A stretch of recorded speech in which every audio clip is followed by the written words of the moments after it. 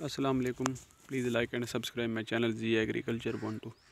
ये देखें जी, आपको खेत नज़र आ रहा है कपास का, बहुत ही अच्छी ठहरी है। अभी इसमें पानी लगेगा आधे घंटे बाद।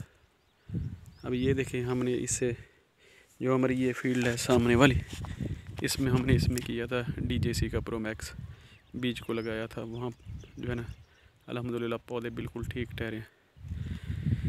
अभी यहाँ देखें जी, ये पौधा ये सूखा हुआ है। अब हम इसको चेक करते हैं कि इसमें क्या है। ये देखें जी, इसमें इसकी जड़ को देखें जी, ये दीमक लगी हुई है, इस वजह से ये पौधे सूख रहे हैं।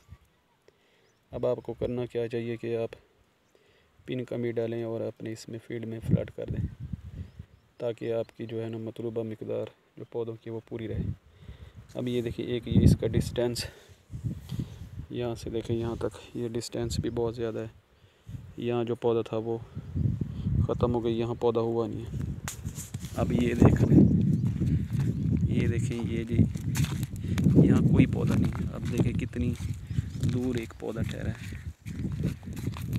अब यहाँ देखें, ये पौधा देखें कितना डिस्टेंस है इनमें, इसमें ये देखें ये डिस्टेंस ज़्यादा है।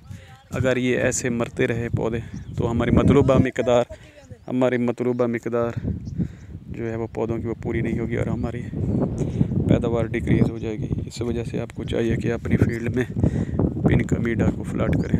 शुक्रिया।